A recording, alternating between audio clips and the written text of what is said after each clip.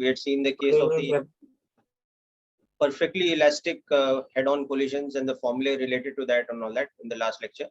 So today we will continue with more types of collisions, okay, including inelastic collisions, which are head-on or one-dimensional, and then eventually moving on to oblique collisions, where the direction of the velocities are in two-dimensional space instead of being along one common axis. Okay. So let's begin.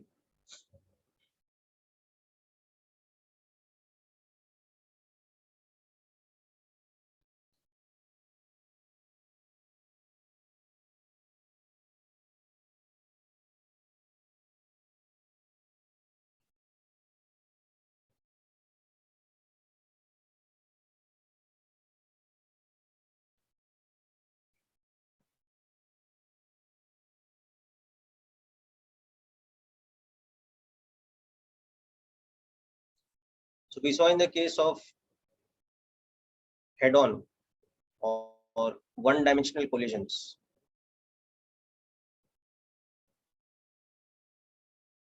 last time, that if the collision is perfectly elastic,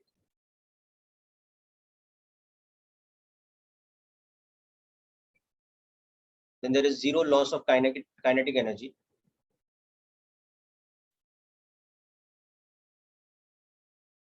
So for the general situation where the velocities before impact are u1 and u2, and the velocities after impact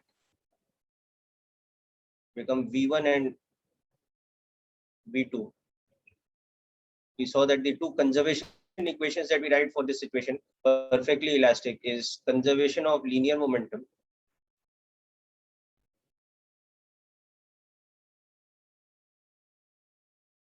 which results in the equation m1 u1 plus m2 u2 is equal to m1 v1 plus m2 v2, and the conservation of kinetic energy of the system. So that is the initial kinetic energy of the first particle plus the second particle is equal to the final kinetic energy of the first particle plus the second particle.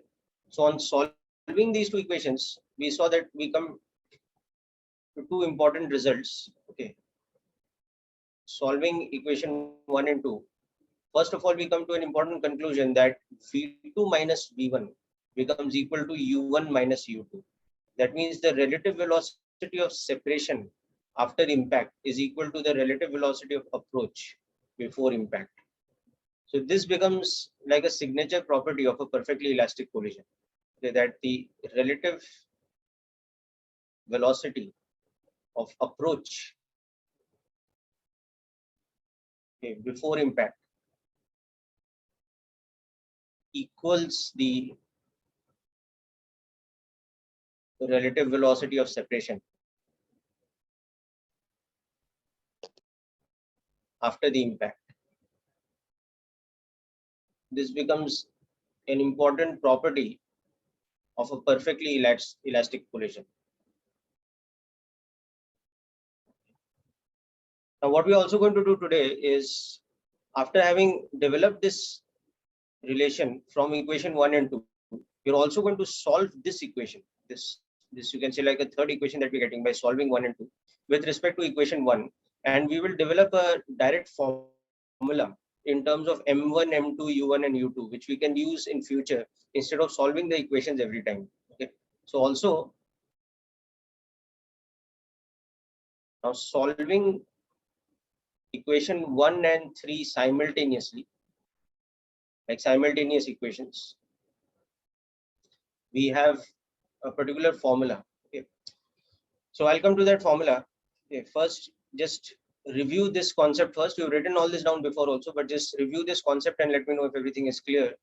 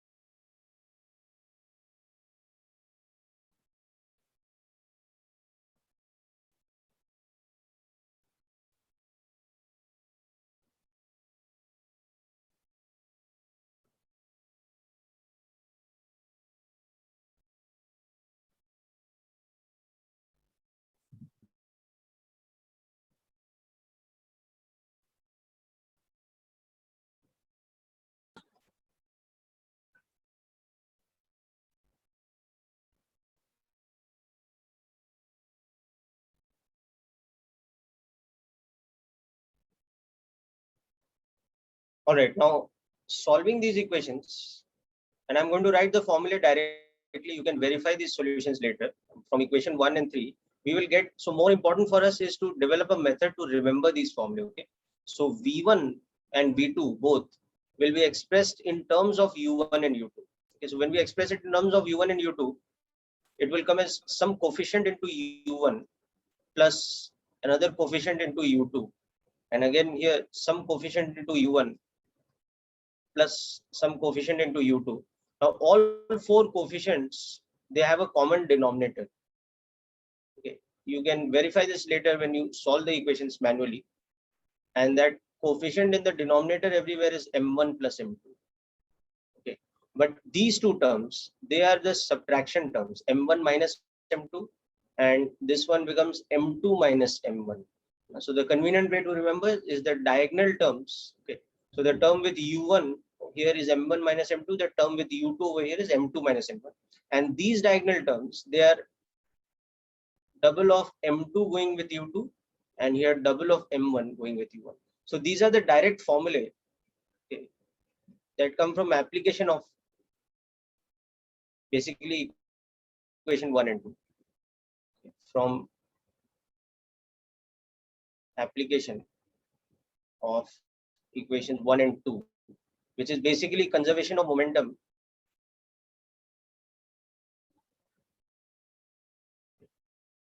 linear momentum, that is, and energy.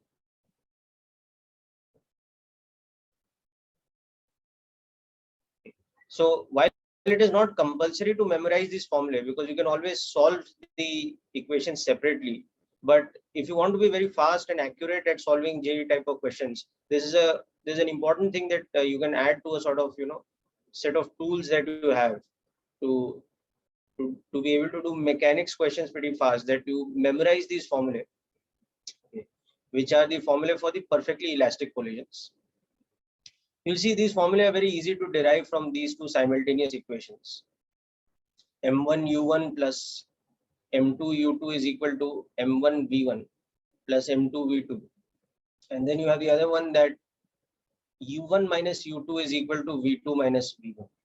So if you just solve these two equations simultaneously, first eliminate V1 to get V2 and eliminate V2 to get V1, you will come to these formulae quite easily. Okay. Now a useful trick to remember about these is also that if you notice here in these equations, if the masses of the two particles colliding are equal, if m1 is equal to m2, that is, they are identical masses, then something very interesting happens. These two terms, the terms having the difference in the numerator, they become 0, and the other two terms having 2 times m2 or 2 times m1 in the numerator, they become unity. So in this case, we get v1 equal to u2 and v2 equal to u1. So this is a very significant result, that identical masses, when they make a perfectly elastic collisions, they end up exchanging they exchange their velocities. Okay, the second one has the first one's initial velocity, and the first one has the second one's initial velocity. So if they exchange their velocities, it also means that they are exchanging the momenta and kinetic energies. So there's a complete exchange of motion. Okay, they exchange their velocities, momenta, and kinetic energies. Okay. So as the most simple example of this, you can see the situation that if a particle of mass m traveling with the speed v0 comes and hits another particle at rest, okay, and the collision is perfectly elastic. So the collision is a perfectly elastic head-on collision. Okay, then what will happen is, after impact, this is particle A and this is particle B. Then after impact, A would have come to rest, and it would have given all its momentum to B. So you can see that separation velocity is equal to approach velocity. That's equal to V0. Okay, and momentum is conserved.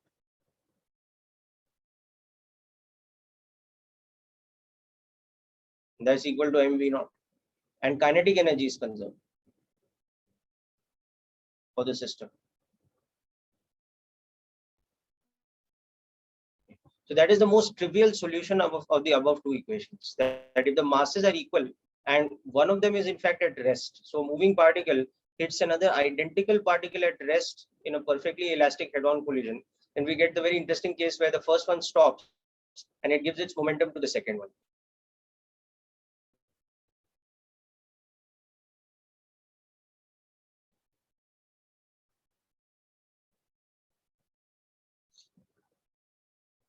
Sir, can you explain that second case? Yes. Can I? Sorry. Sir, that second means you have written two equations, U1 equals to U2. Harsh, can you speak a little louder, please? But I'm not able to hear you. For that you have written V1 equals to U2. After that, sir. V1 equals to U2 and V2 equals to U1. So how Yes, these sir, are coming, you right. understood? Na? Yes, M1 or M2 को equal substitute कर दिया equations. So that means what is happening? They are exchanging their velocities, their momenta and kinetic energies. है ना? Because exchange का मतलब क्या है? जो भी U1 था, है ना? That means that was the velocity of the first particle. That now becomes V2. That becomes the velocity of the second particle. And whatever the second particle's initial velocity U2 was, now that after the impact, that becomes the velocity of the first particle. So that means they've exchanged their velocities, no? Understood, Harsh? Yes, sir. Okay, and because the masses are equal, so velocity exchange हो गया, मतलब momentum भी exchange हो गया, which means kinetic energy भी exchange हो गया, you know, because if V1 is equal to U2 and V2 is equal to U1, that means half mv1 square is what half mu2 square would be earlier, you know, like that. Yes, sir.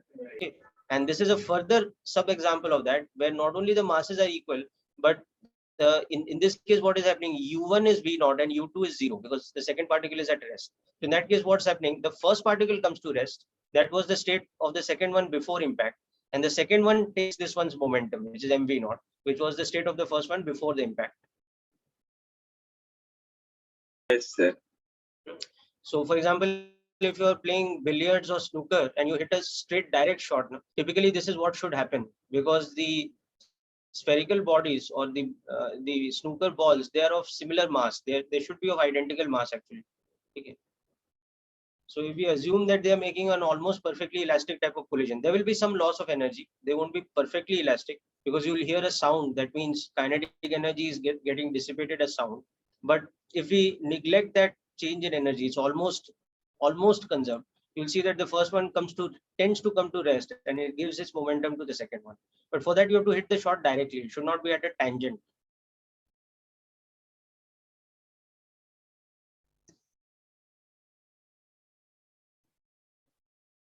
Sir, Okay. Yes. sir, what did you write after that velocity of separation equals to U? What did you write in the subsequent part? Velocity of separation where above this?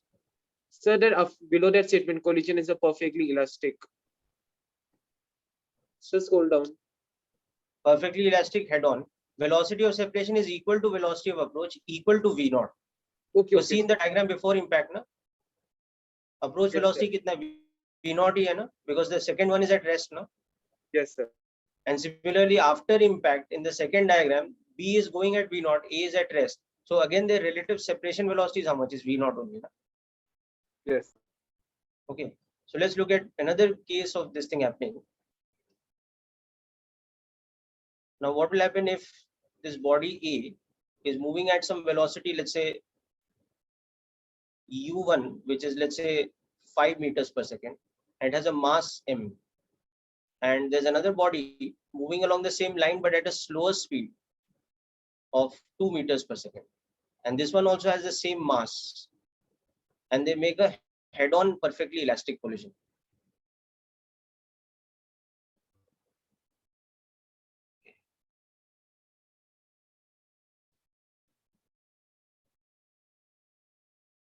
Perfectly elastic impact. So these two particles A and B are of same mass, but they are having velocities like this. So if I go by the direct method, what I should be getting is that V1 should become equal to how much? 2 meters per second plus 2.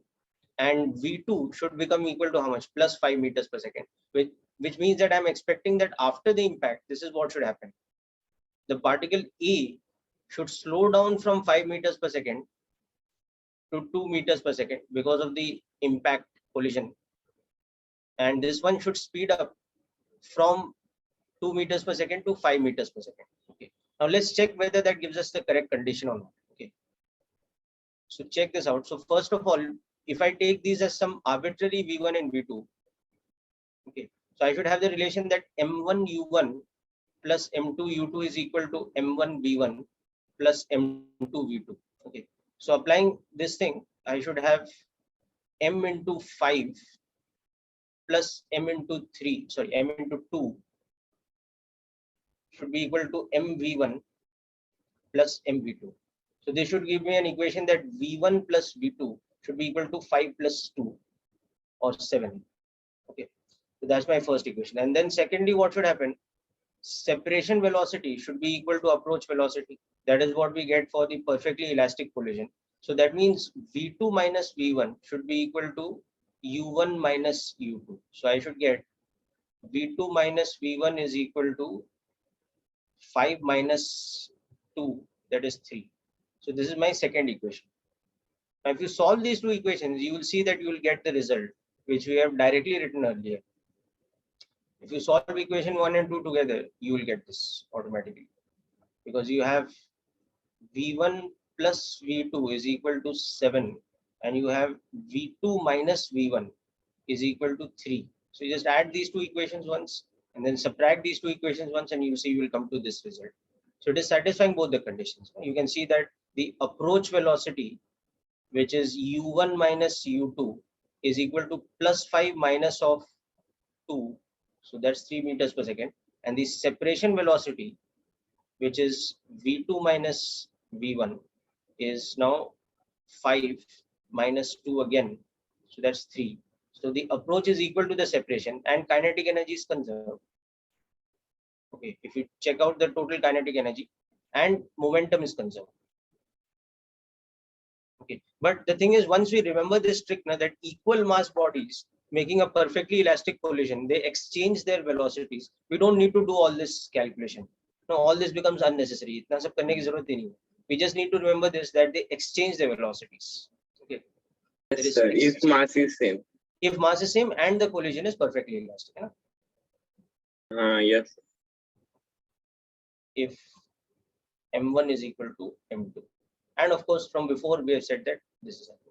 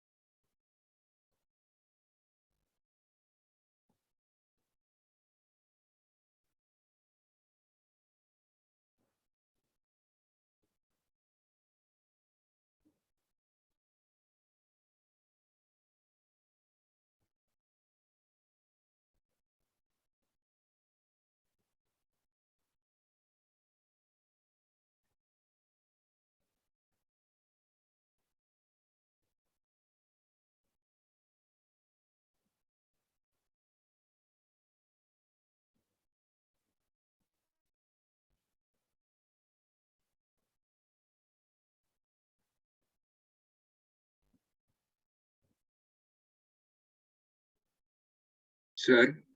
Yes. Sir, have you taught us coefficient of restitution? No, we are coming to that. Okay. We will see that there is something called coefficient of restitution, which is the ratio of separation velocity. Yeah. Because there were some problems in test. मतलब questions. DPT had a question with that, yeah. Okay. Okay, I will get that question removed from the DPT analysis, huh? Sir, no, we have done that now. Okay, okay. And this Sunday. Yeah, yeah. It was not supposed to be there, no, because coefficient of restitution. Okay. Now, similarly, okay, let's solve a more general problem now. Okay. Let's take an example where something like this is happening. It's not always necessary that two objects colliding have the same mass. So let's take a case where they have, say, different masses. Okay. But also, let's take an interesting case where they are both moving but towards each other. So M1, M2, and this is moving in this direction at U1. This is moving in this direction at U2. So given that the masses are, let's say, 2 kilograms and 1 kilogram respectively, and this velocity is 12 centimeters per second, and that one's speed, but in the opposite direction, is let's say 9 centimeters per second. So we have to find final velocities after collision. Okay, assuming they make a perfectly elastic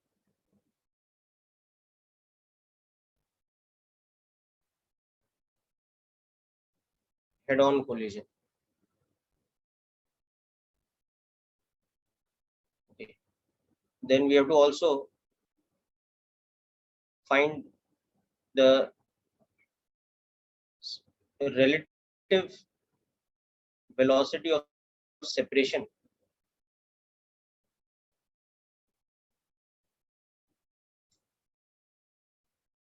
after impact, and we have to also find the collision impulse, okay, by M1 on M2 or by M2 on M1. As they impact with each other, they apply some kind of impulse, right? We discussed last time what impulse is. It is force integrated over time. So in a collision, a very large amount of force acts while they are in contact, but that contact time is very short. Okay, so we calculate that impulse by equating the net impulse with change in momentum, and the impulse momentum theorem, that the impulse due to the net force acting on a body is equal to the change in its momentum. Okay, so just work this out quickly, people.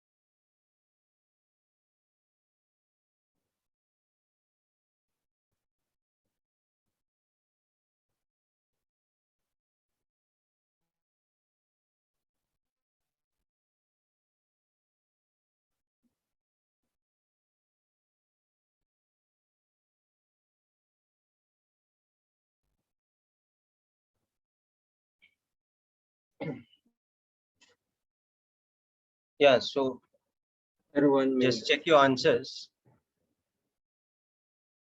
नहीं देखो ये this is a very interesting thing. Okay, u2 always has to be more than u1. That is algebraically speaking. Now, when we write these with algebraic sign, what is our u1 over here? u1 is plus 12, but u2 should be substituted as what? Minus 9. Yes, sir. So when you write the momentum conservation equation, don't forget that it's in the opposite direction. No? So when you write this momentum conservation equation, m1 u1 plus m2 u2 is equal to after impact m1 v1 plus m2 v2. So let's say after they make that collision,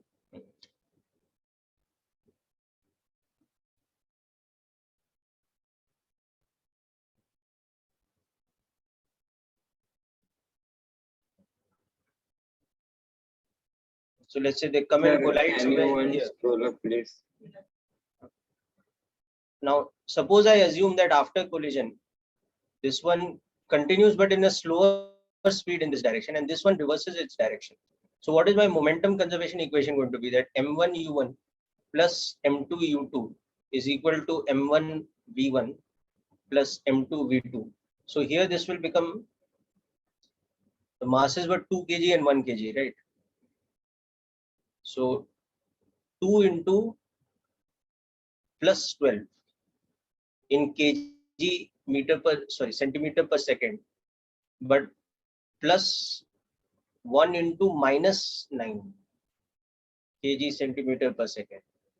That should be equal to 2 into whatever this v1 is plus 1 into whatever this v2 is. So my first equation is going to be like this: 2v1 plus v2. If I'm solving by equation method, I'll have to solve like this. So it is 24 minus 9. So that is how much now? It's 15. The unit is kg centimeter per second. Okay. So this is how this information above will translate into an equation below. The conservation of linear momentum. Then we also have the condition that because it is perfectly elastic, so we have the condition that separation velocity should be equal to approach velocity. So v2 minus v1 should become u1 minus u2. But again, when we substitute u1 minus u2, don't forget that u2 has a negative sign here. It's traveling in the opposite direction. So the approach velocity is not 3, rather the approach velocity is 21 centimeters per second, and that should be equal to the separation velocity. So if I'm going by equation solving method, then these two will become my fundamental. So now I will solve like this, that okay, 2v1 plus v2 is equal to 15, and v2 minus v1 is equal to 21. So if I subtract these two equations, I'll get rid of v2 and I'll get that 3v1 is equal to 15 minus 21. That's how much? Minus 6. So v1 should in fact become minus 2. Okay. And substitute that back over here. So v2 should become 20.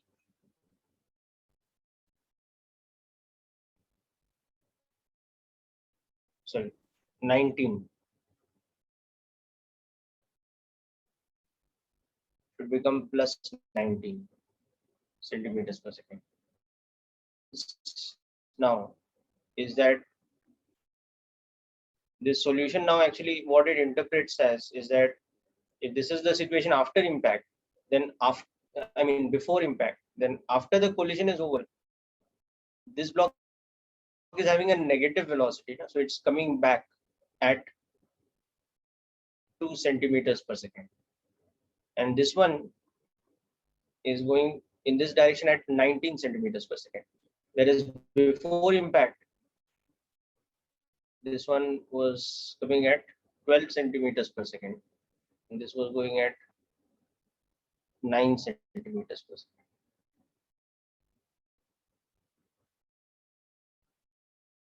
Okay. Now you can also see that therefore for the first block,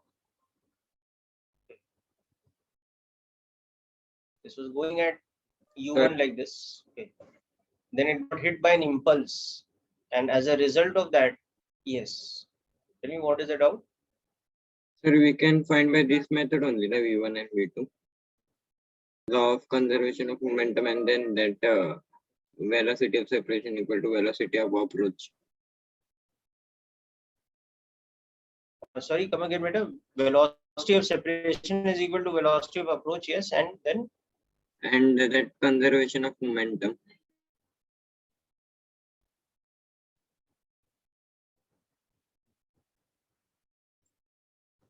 Yes, yes. No, that is the method that I have applied over here, in fact. That is the method that I have applied.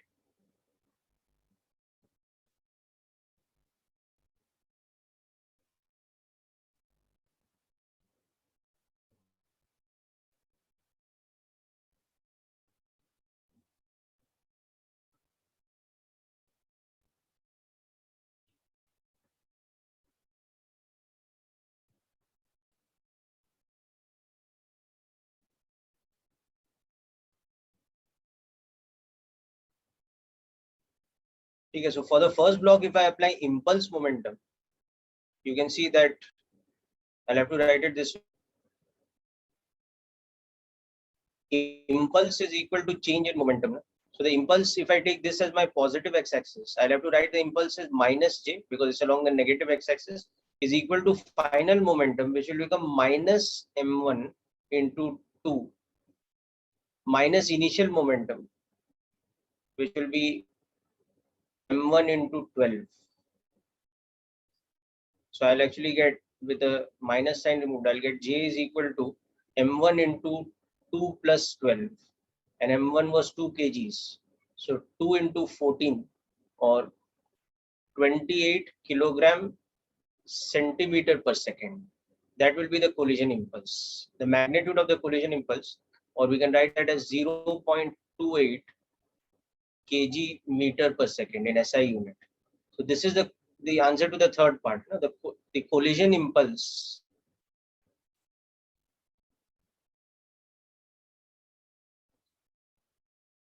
For example, if I'm calculating the collision impulse on the first block, this is how I do the calculation. Okay. I'll come to the second block also. Okay. So first part's answer I needed was V1 and V2. So with proper algebraic sign, I will write V1 as minus 2 centimeters per second and V2 as plus 19 centimeters per second. Second thing I needed was this separation velocity. So separation velocity is V2 minus V1. But remember to substitute with proper 21. algebraic sign. So it will actually become, yes, 21 centimeters per second. And you can check that that is equal to the approach velocity. Just this diagram, you can check that the approach velocity was actually 12 plus 9. So that means we have done the calculation correctly, because otherwise we would not have got this the same. Now I want to calculate the collision impulse. Okay. Now before I come to the collision impulse, the second part, I also want to show that how we can calculate V1 and V2 by formula based method. V1 and V2 by formula based direct method. So for perfectly elastic head on collision, what is the formula?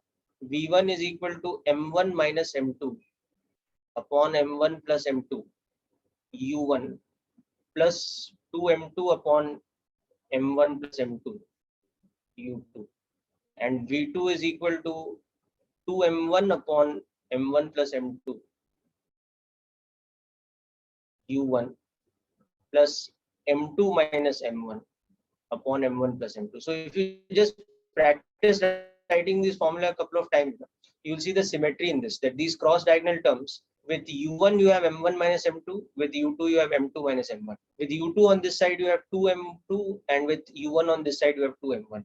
So if you just memorize these formulae, so here we have to substitute M1 as 2 kgs, M2 as 1 kg, U1 as plus 12, but U2 as minus 9. Not to forget the minus sign because it's in the opposite direction. So by just substituting these, we'll get the direct answers. So V1 will be 2 minus 1 upon 2 plus 1 into 12 plus 2 into 1 upon 2 plus 1 into minus 9. So see what we are getting. We're getting 12 by 3 minus 18 by 3. So that is minus 2. So we are getting V1 as minus 2.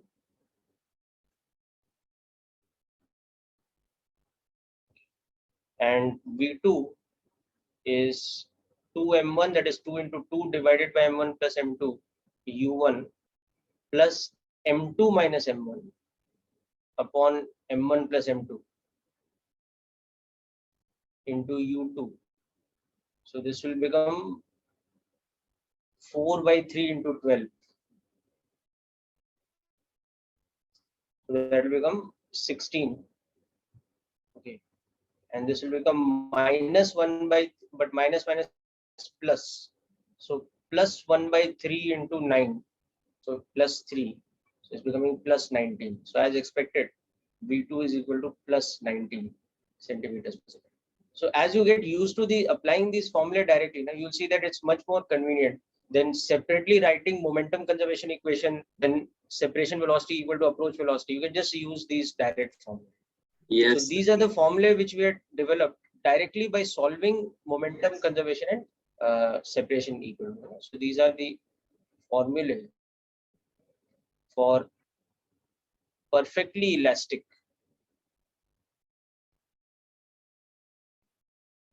Okay, head-on collision. So there are plenty of questions in HCV you will see which are of head-on collisions. And today we will discuss not only the perfectly elastic but inelastic ones also, where coefficient of restitution is there. So you can do all those problems and practice doing the questions by formula based method so that you can use the formula effectively in the exam level very fast. Okay, okay, anyhow, now just do the last part. Calculate the impulse on the second particle. Like I've calculated impulse on the first particle or on the first block. Calculate what is for the second block. Now you can guess that the value has to be the same, only the direction should be opposite. So the impulse should be in the positive direction, but it should be 0.28 kg meters per second. But just verify that by the solving.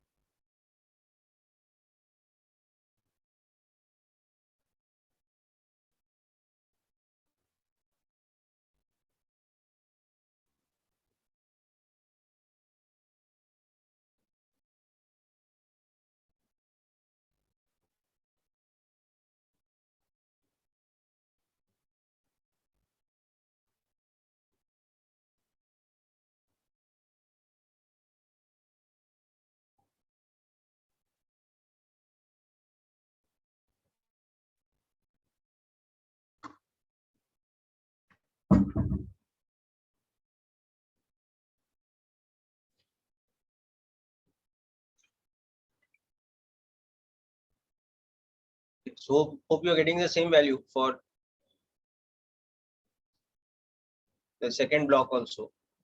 So the second block was, before impact, it was coming with a U2 like this of 9 centimeters per second.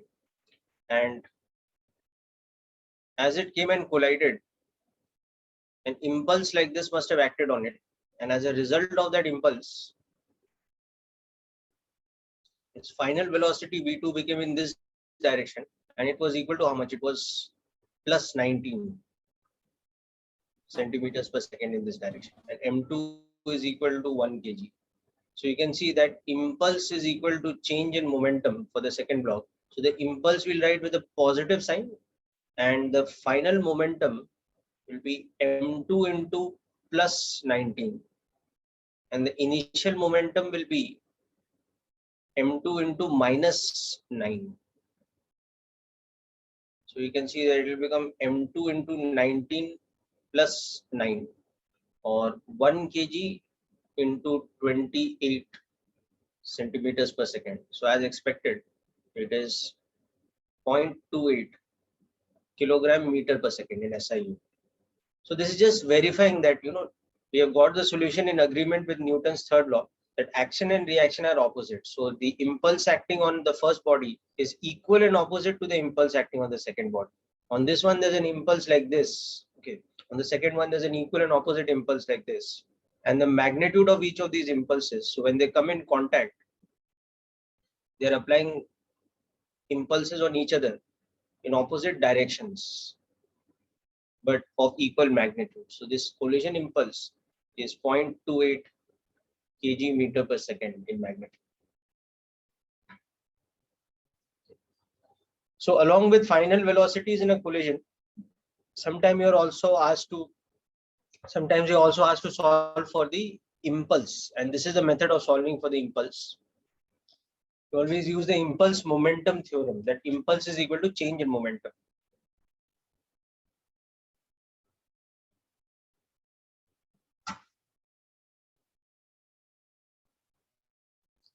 Okay, now let's come to the situation of inelastic head-on collisions, where there is loss of kinetic energy.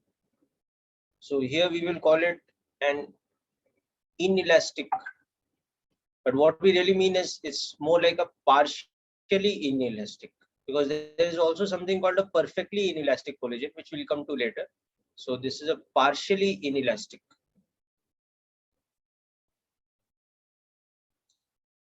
Okay, so it is an inelastic head-on collision. So these type of collision, by definition, they involve, there is a certain amount of loss in kinetic energy, okay, for the system, okay, due to dissipation of kinetic energy into other forms of energy, like sound or light in the case of sparking, or energy dissipated due to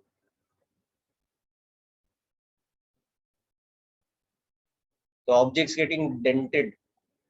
So denting means change of shape. Sir, So that basically means sir, molecular structure. Yes. sir, that you have written different categories of collision in that. This is second point. Yes, this is the second one. Okay. So Into the other first forms one of was energy. Perfectly elastic. elastic head-on collision. Yes. First one was perfectly elastic head-on collision. Okay. This is inelastic head-on collision. Okay.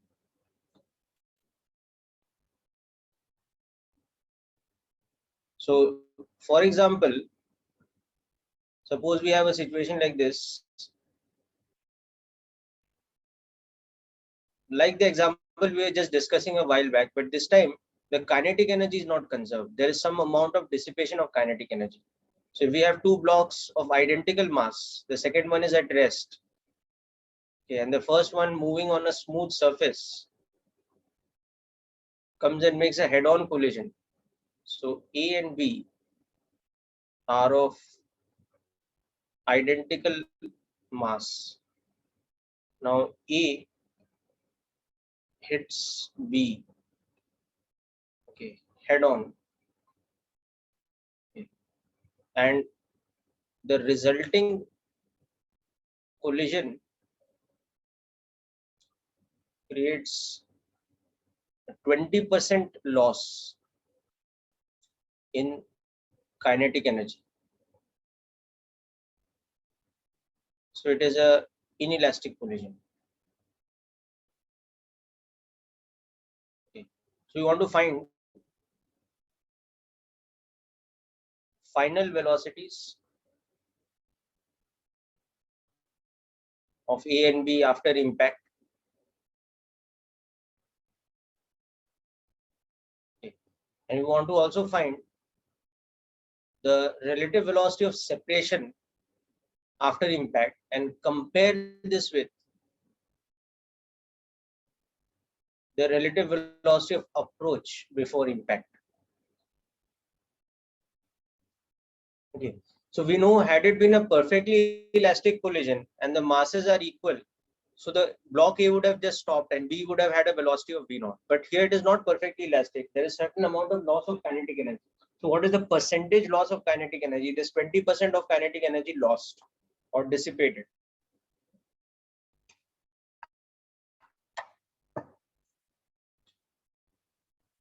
So that means here the concepts we will apply will be, first of all, linear momentum is conserved because there's no external force. So that should give us one equation.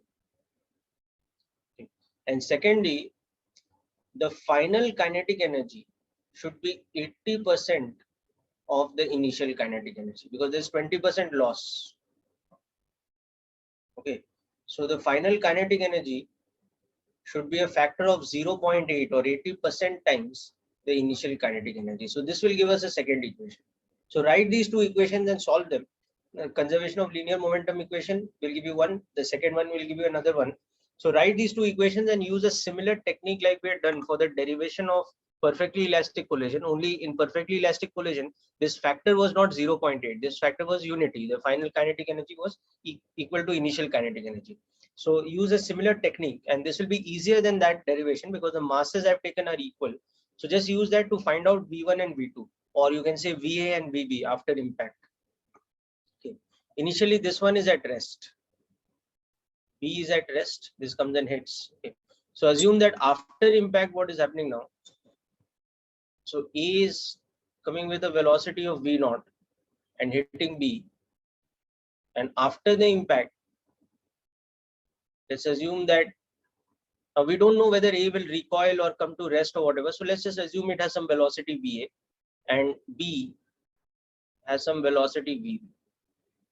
Okay. So now to this diagram, just apply these two concepts: conservation of momentum and 20% loss of kinetic energy. And the masses are equal, remember, so it makes it that much easier to solve.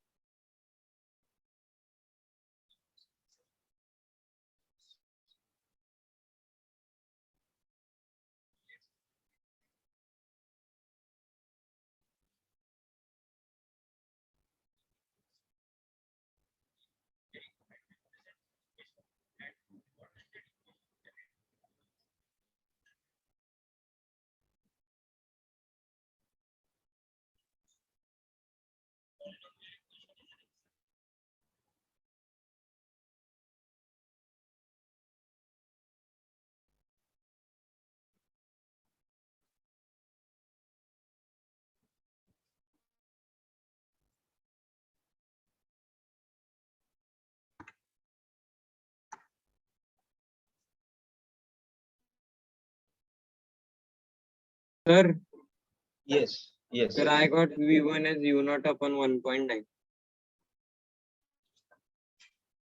Sorry, can you send the value in a text message? I'm not getting the audio properly. You Sir, got U0 V1 as upon how much? 1.9. U0 upon Upon 1.9. 1.9. Okay. Sir, means under root of 0.8. Root 0. Okay, let's check. Okay, so my momentum conservation equation, this one will look like what over here? This will look like mv1 plus mv2 is Sir, no, equal sorry, to sir. mv0. Under root of 0.8, not 1.9 only. Yeah, anyway, let's check it. So v1 plus v2 is equal to v0. That's my first equation. Okay, if I assume the velocities are v1 and v2 after impact, and then final kinetic energy is equal to 0.8 times initial kinetic energy. So this will tell me that half mv1 square plus half mv2 square is 0.8 into half mv0 square. So this can be related like this, that v1 square plus v2 square is equal to 0.8 square is 0.8 times V naught square. Okay, this is the second one. Now I have to solve this for V1 and V2. So one simple way to solve here is that I can see like this again, that V2 can be written as V0 minus V1 and substituted in this equation. So I have V1 square plus V0 minus V1 whole square is equal to 0.8 V0 square. So I have 2 V1 square minus 2 V0 V1. Okay, plus this will become 1 minus 0.8, so 0.2 V0 square is equal to 0. This is correct? Okay.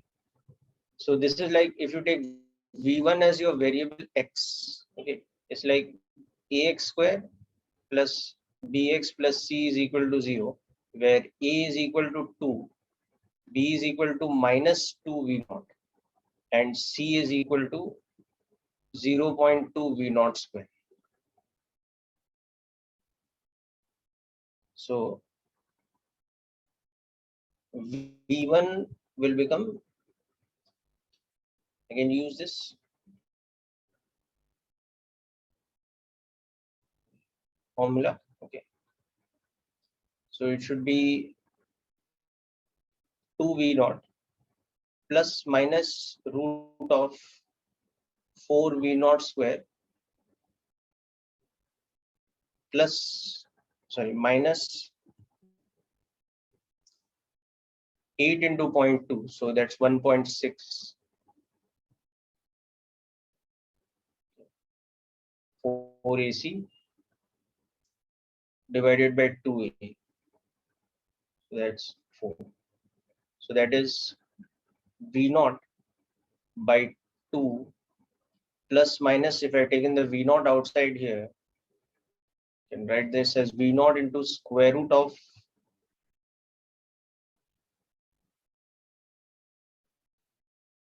2.4 divided by 4.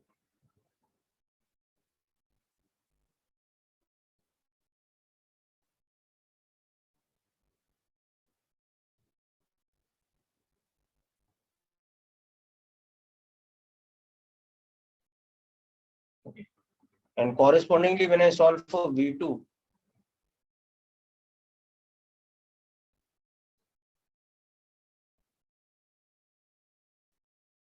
so V2 is equal to V0 minus V1.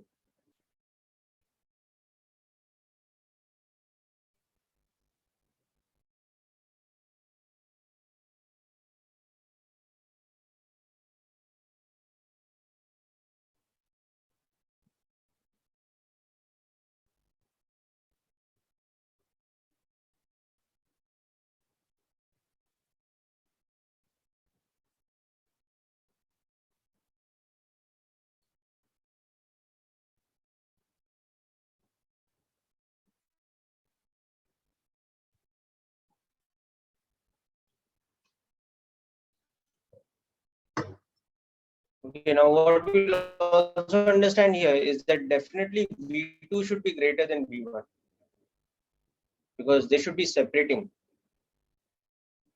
Okay. So that's why V2 will become V0 into 1 by 2 plus this, whereas V1 will remain V0 into 1 by 2 minus of this. Okay. So we can also write this as V0 by 2 into 1 plus square root of 0.6, and this is V0 by 2 into 1 minus square root of 0.6. And then we can do a bit of approximation. We can take square root of 0.6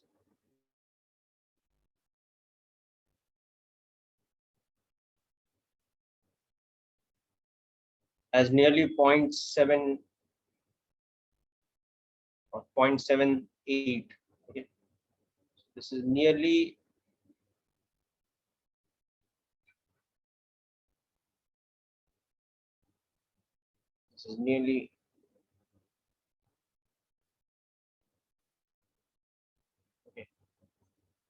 So finally, with the approximation in place, we will get V1 as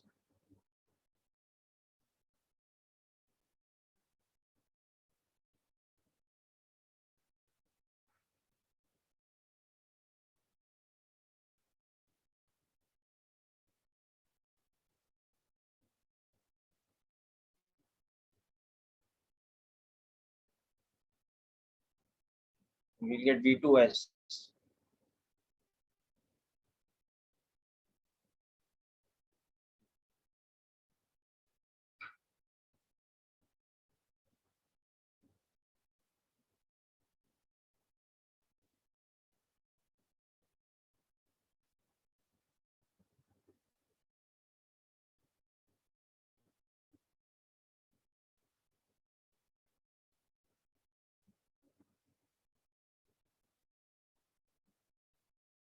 we get these. Okay.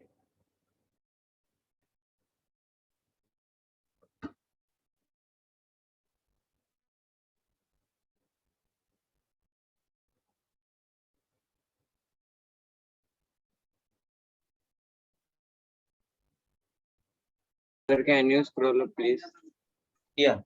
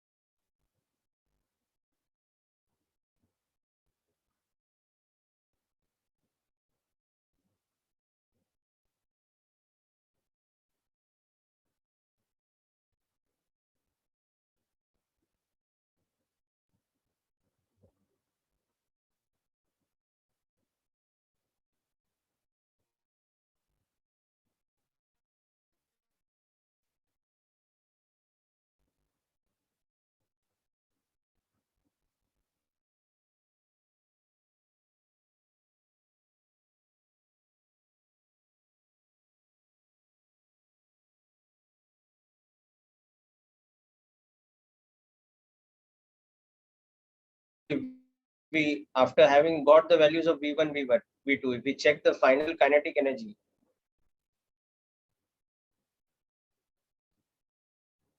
that's equal to this thing.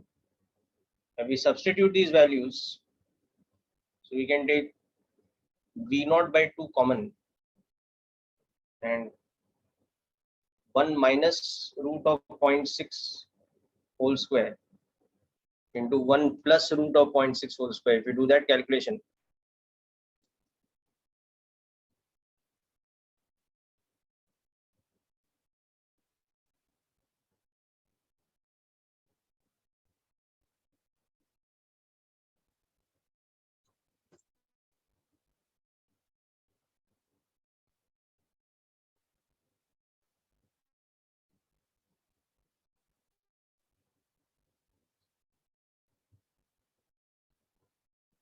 let's see what this gives us.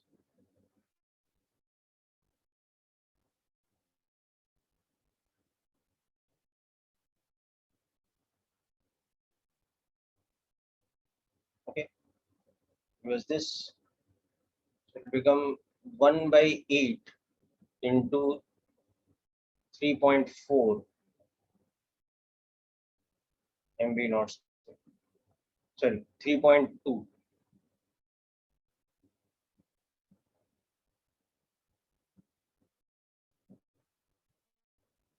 So that is equal to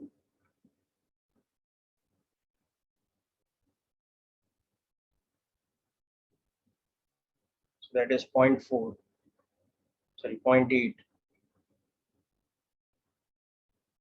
So you can see it is 80% of the initial kinetic energy. So whatever calculation we have done is correct, because the value of V1 and V2 is agreeing with this condition.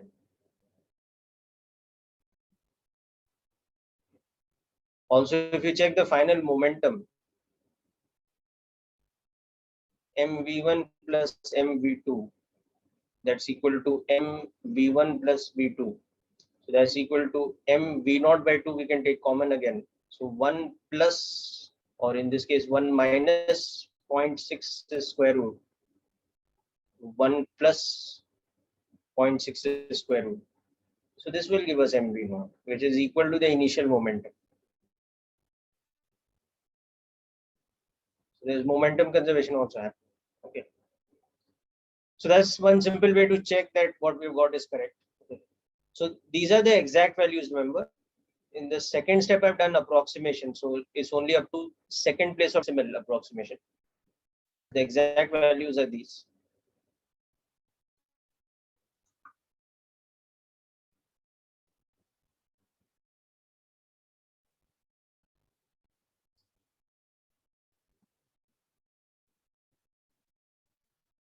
So hope the equation solving is clear, people. Yes, sir. Okay. Sir, wait. Okay.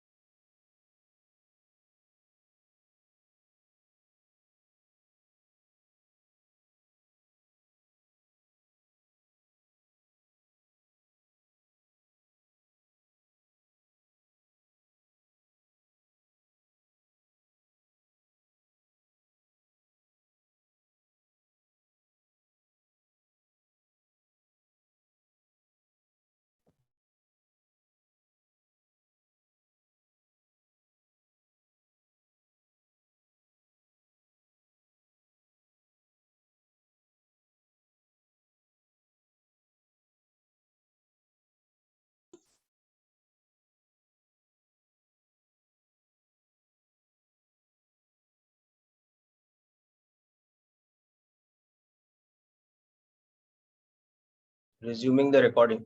So this question is clear, not to everyone? Sir, I have paused the recording now. Yeah. Okay. So I've resumed it. Thanks for pausing it. Okay. So this question is clear, no? This application to all of you. Sir, can you wait 1 minute? Yeah. So how we solved it, that thing is clear, no? Momentum Yes, conservation sir. was one equation, right? And then instead of conserving the kinetic energy, we're saying that the final kinetic energy is only 0.8 times the initial kinetic energy.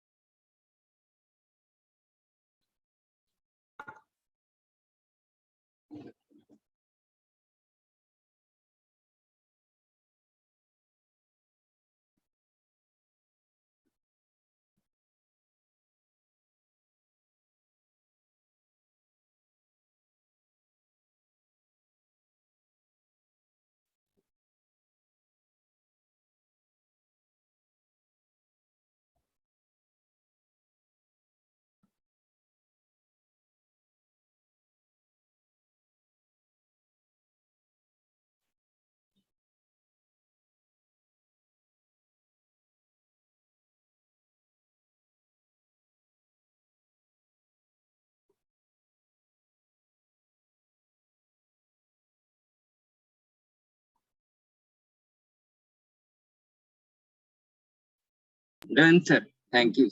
Okay. Okay. Now we'll notice something interesting here. If we, yeah, tell me that. Please show the previous part before the question. Okay. The part before the question, no? Yes, sir.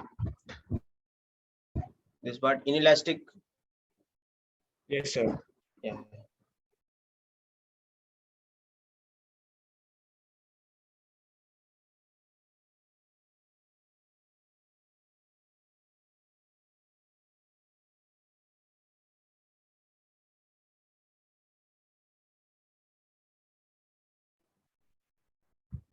Done, sir.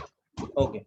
Now see, through this question, one thing we'll understand very important, that in a inelastic collision, because the final kinetic energy is less than the initial kinetic energy, the separation velocity becomes less than the approach velocity.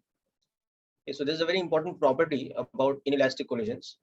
Because of loss in kinetic energy in an inelastic collision, okay, what happens is that this separation velocity becomes less than the approach velocity. Whereas for perfectly elastic collision, separation velocity was equal to approach velocity. So in the example above,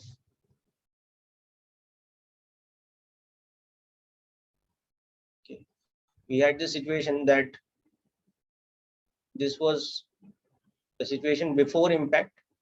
So the approach velocity was how much? It was v0. Okay, and after impact, this had a velocity v1, this had a velocity v2. So the separation velocity was v2 minus v1. Now you'll remember that the values of approach of v2 and v1 were like this. v1 was v0 by 2 into 1 minus square root of 0.6, or approximately v0 by 2 into 1 minus 0.77, and separate v2 was v0 by 2 into 1 plus root of 0.6. So that's approximately v0 by 2 into 1 plus 0.77. So we can see from here that the separation velocity, which is v2 minus v1, if you subtract these two, you can see you will get v0 by 2 into 2 times 0.6 square root.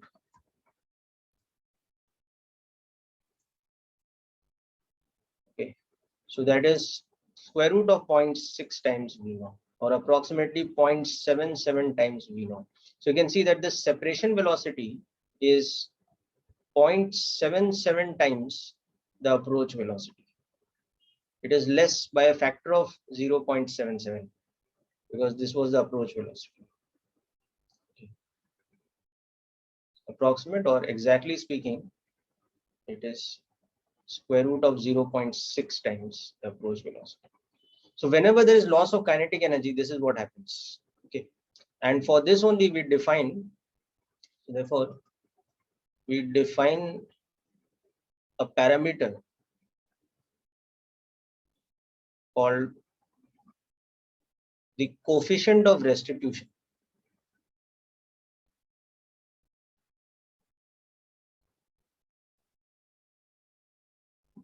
Okay, denoted by the symbol E. It is just defined as the ratio of the separation velocity is to approach velocity. Okay. So this is used for balancing the separation velocity and approach velocity. Sorry, this is for? Sir, this is used for balancing separation velocity and approach velocity. For finding the ratio between the two. Yeah, that is the coefficient of restitution. You know? When they get balanced, when E is equal to 1, but when is E equal to 1? Only for perfectly elastic collision. So E is a parameter which can tell you whether the collision is elastic or inelastic. Understood the point now? Yes, sir. Yes, sir. Getting it. Just make a note of this thing, the definition of coefficient of restitution. And of course, this particular example, we can see that the coefficient of restitution is becoming how much? Is becoming 0.77. Because the ratio of separation to approach velocity is that much only.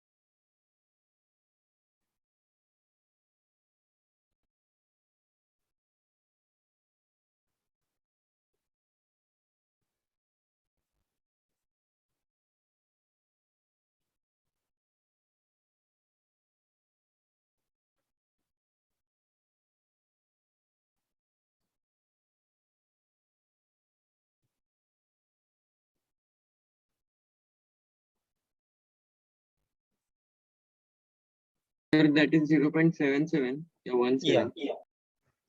0.77 beta. The approximate value of root 0.6 now, square root of 0.6 is about that much. Okay, if you whole square 0.77, you will get 0.593, which is, you know,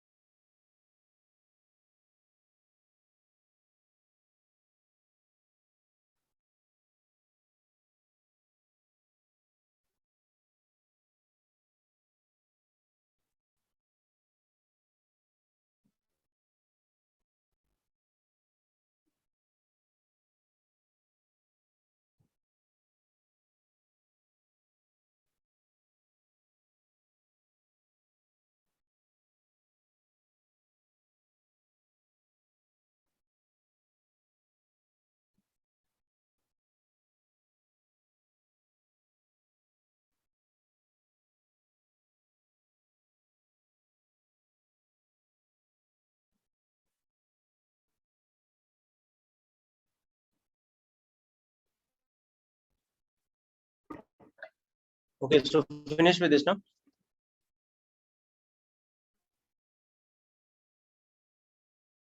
Okay, so now see, we might also be solving a collision problem where instead of the loss of kinetic energy, directly the coefficient of restitution is given to us. Okay, so before we come to that, let's also understand this point that E is equal to 1 for a perfectly elastic collision only.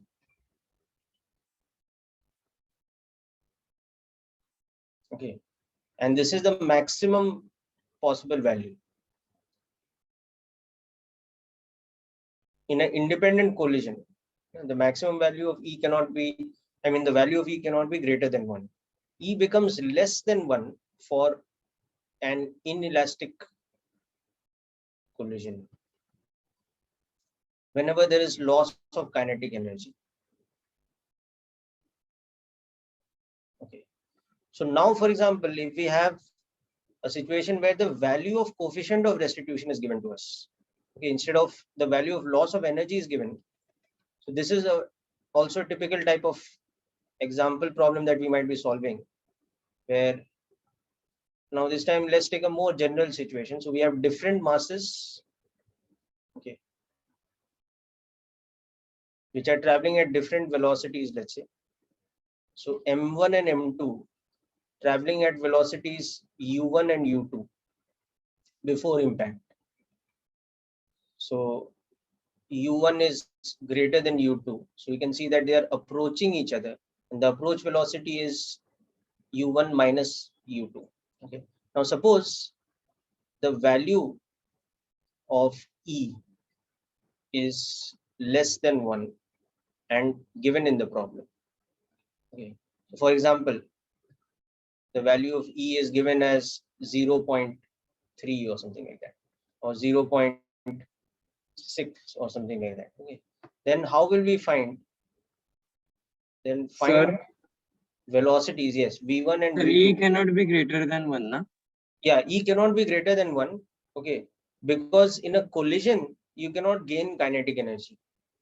If there's an explosion happening, okay, then it's a different matter, because the explosion will involve release of chemical potential energy into kinetic energy. But in a mechanical collision, not one involving an explosion, okay, there is no release of kinetic energy from some other form of energy.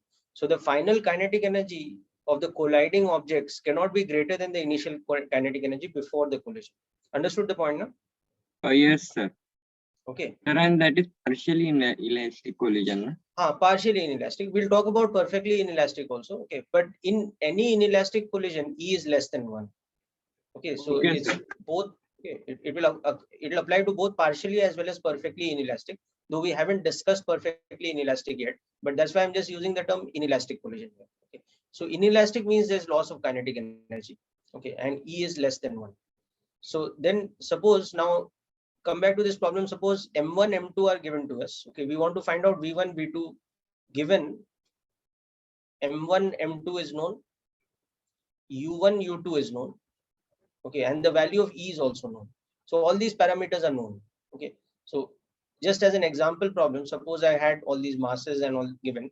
M1 was suppose 3 kg, M2 was 2 kg. Okay, U1 was, let's say, 4 meters per second, and U2 was 2 meters per second, and coefficient of restitution as above here is 0.6. Now I want to find the final velocities after impact. So how I'll do that? So I have two unknowns V1 and V2, and I need to generate two equations. So to find these, what I'll have to do is generate two equations. So the first equation will come from conservation of linear momentum. Sir, and second, that the velocity of approach equals to 0.6 into. Yes, the second one will just come from the definition of E, the definition of coefficient of restitution, that is separation velocity upon approach velocity is equal to the parameter E. So this will convert into, now after collision, if I'm assuming this is what is happening, that after impact, okay, this one is going at velocity V1 in this direction only, and this one is going with velocity V2 in this direction. So this will result in M1 U1 plus M2 U2 is equal to M1 V1 plus M2 V2. So that will become my first equation. Okay. And now my second equation is not a complicated equation because it does not relate energy. It just relates directly.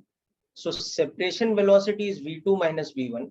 Approach velocity is u1 minus u2. So that is equal to E. So we can say that v2 minus v1 is E times u1 minus u2. So when I substitute all these terms, you can see it's a very simple equation to solve. It's not something very complicated. It is simultaneous equation. So we just have to eliminate eliminate v2 to find v1, and again eliminate v2 to find, or v1 to find v2. So these two equations have to be solved simultaneously to find the final answer. Okay. So just like we developed a direct formula for perfectly elastic collision, we'll also develop a direct formula for inelastic collision where v1 and v2 will be expressed in terms of all these parameters, m1, m2, u1, u2, but also the value of E. Okay, and then we can substitute these values for the particular situation where this is what is given to us. Okay. So just write down this process, then we'll discuss the solving of these two equations. If you've written this down, you can try solving them yourself and come up with a general formula. Sir, we can solve this further by putting values. Yes, you can solve by putting values also. Okay, but I would prefer that you first solve for the general formula. Okay, so get v1, v2 in terms of the parameters m1, m2, u1, u2, and E, and then you can substitute the values 3 kg, 2 kg, like that. Okay, okay, sir.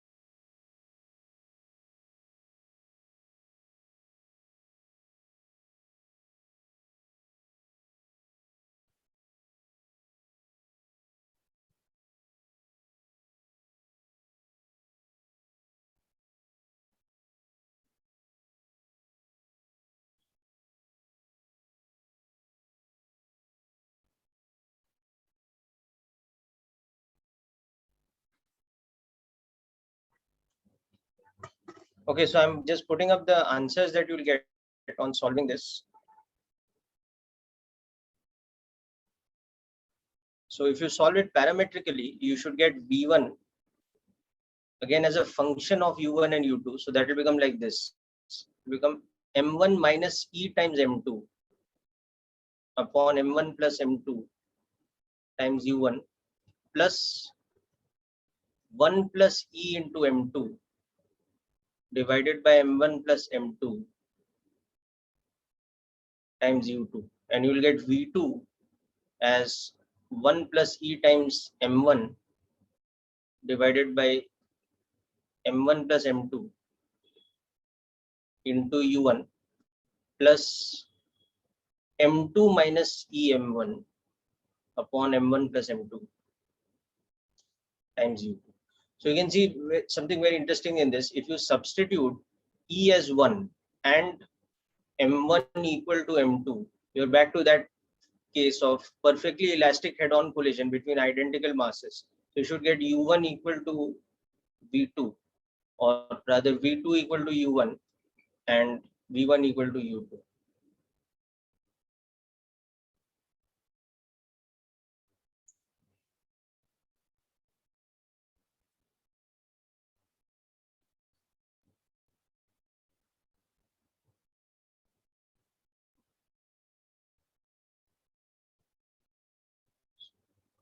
Okay.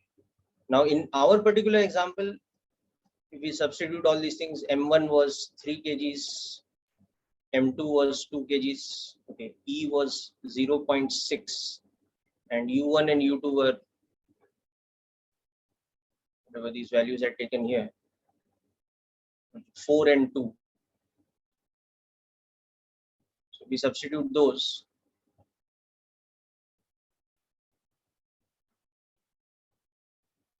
Okay, we will get V1 as 3 minus 1.2 by 5 into 4 plus 1.6 into 2. So that is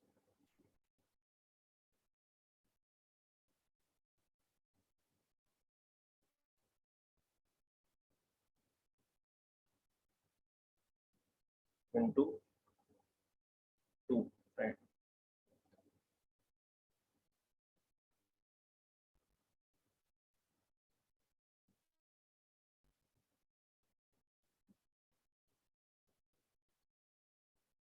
So just check my calculation once.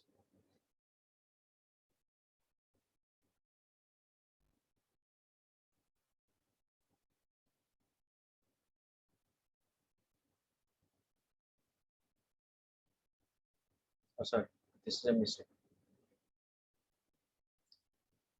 It is 1.6 into 2. Now 1 plus E is 1.6, 3.2. So this will be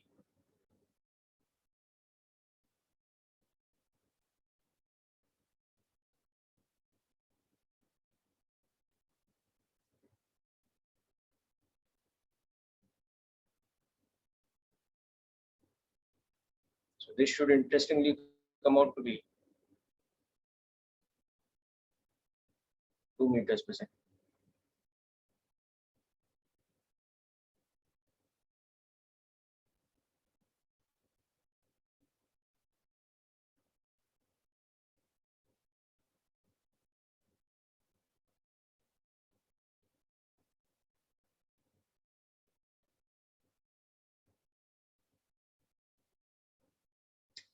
And V2 should come out to be again 3.2 into M1.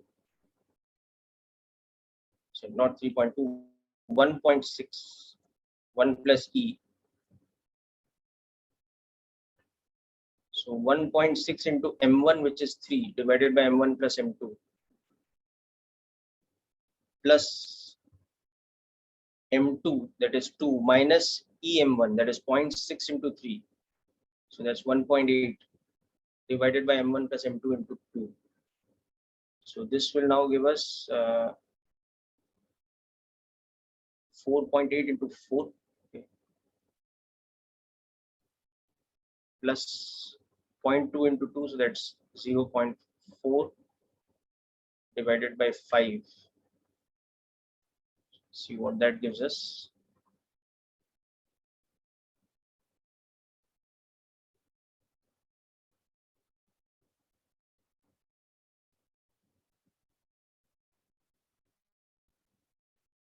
(19.6/5). I'm not mistaken. And that should give us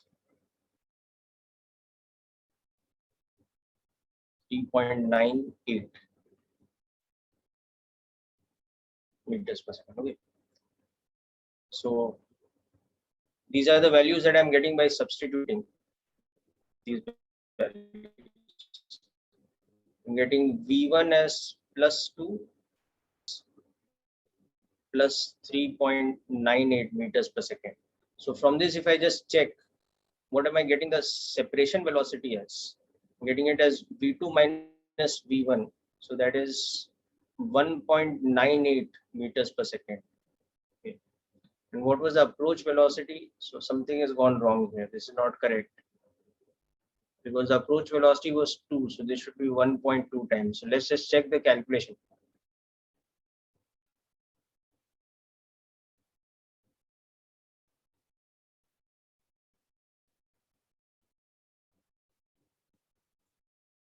Okay, so let's go over the whole calculation.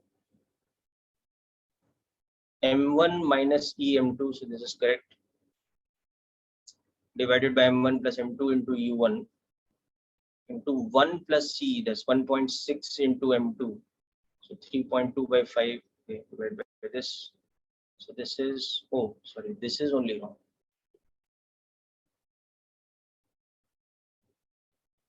This should be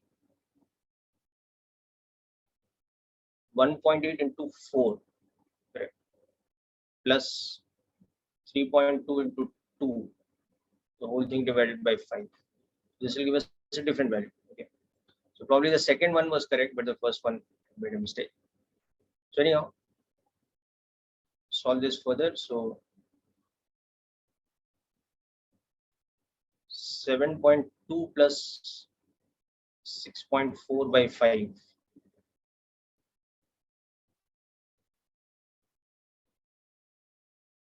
Okay. So this will come out to be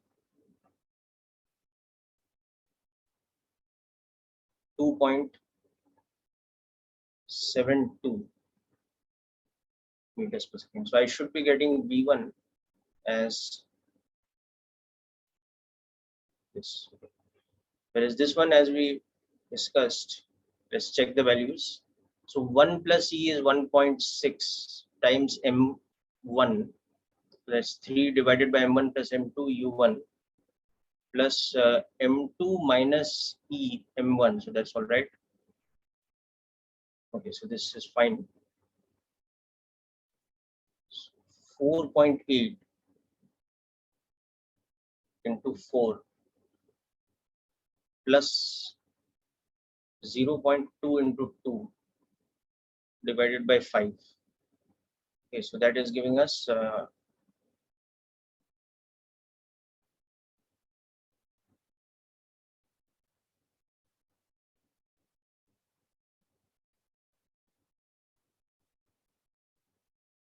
19.2 plus 0.4 divided by 5. So that's 19.6 divided by 5. So that is giving us 3.92 meters per second. So as I said, this calculation was correct. The first one only was wrong. So for these values, now we can check what is the separation velocity coming out to be. It is V2 minus V1, which is coming out to be 3.92 minus 2.72, which comes out to be 1.2 meters per second. Okay. And what was the approach velocity? See, the approach velocity was U1 minus U2. So that was 2 meters per second. So now it checks out, okay, that separation velocity upon approach velocity is equal to 0.6, which was the correct value of E. Okay. Likewise, you can check out the final momentum also. You can check that M1 V1 plus M2 V2, which will be 4 into 2.72 plus 2 into 3.92. When you check this out, you will see that this will exactly be equal to the initial momentum, which is 12 plus 4, 16. So this will also come out to be 16 kg meter per second. So it checks out that it satisfies the condition of momentum conservation as well as the coefficient of restitution. Okay. So just want to very quickly discuss one more case of head-on collision, which is the perfectly inelastic head-on collision. So when we have a perfectly inelastic head-on collision, what happens is that the two particles stick together. So the separation velocity becomes 0.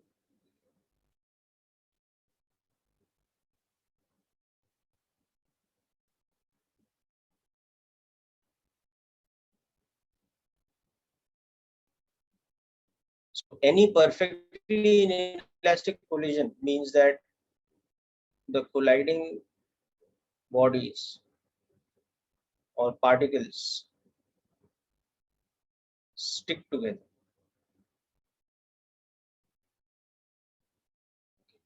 That is the definition of a perfectly elastic collision. So coefficient of restitution becomes 0 because if they stick together, they're not separating. V separation becomes 0.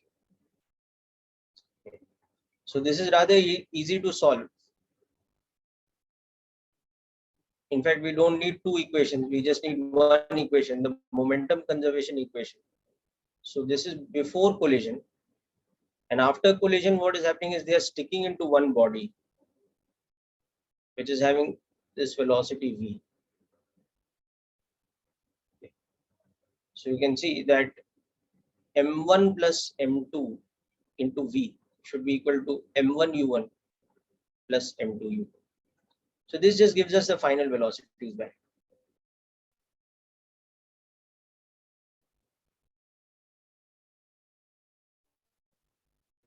So this is the condition when E is equal to, you can see that this also comes from the general equation. The general equations were like this, that V1 was M1 minus EM2 upon M1 plus M2 into U1 plus 1 plus EM2 upon M1 plus M2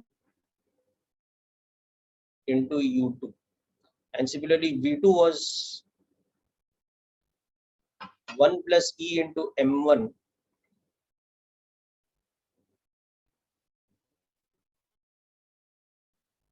upon M1 plus M2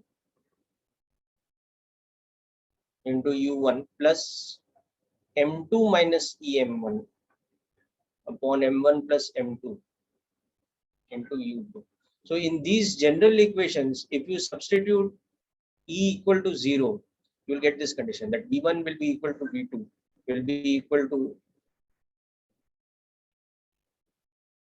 this, which you are just understanding by this simple explanation that because they stick together, so the final velocity just becomes the momentum of the system divided by the combined mass.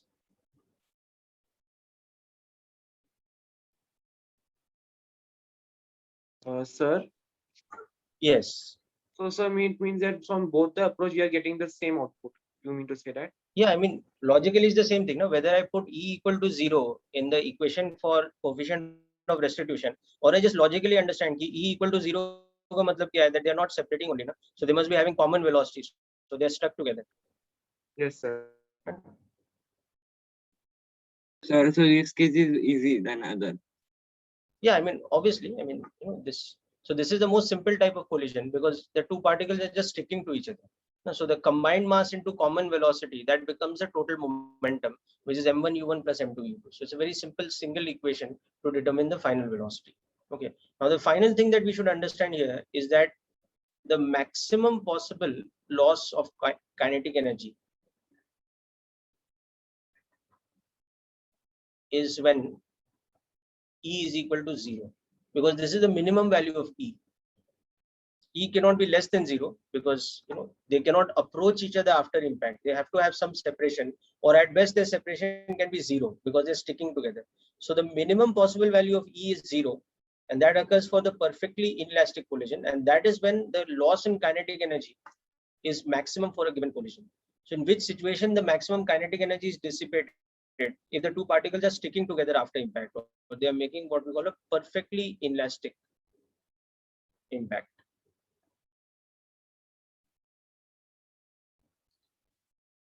Okay, so with this we conclude one-dimensional collisions and also today's lecture.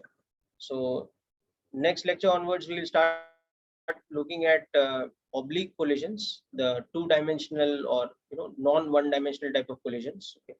And that will bring us towards the end of this chapter, system of particles. Okay, so that's it for today's session, people. Wish you all the best. Sir. Yes. Sir, so in this one-dimensional, only 3 types of collisions are there. Two perfectly elastic, inelastic, and partially inelastic. Yes. You can say that they are like two extreme situations, E equal to 1 and E equal to 0, which is perfectly elastic and perfectly inelastic.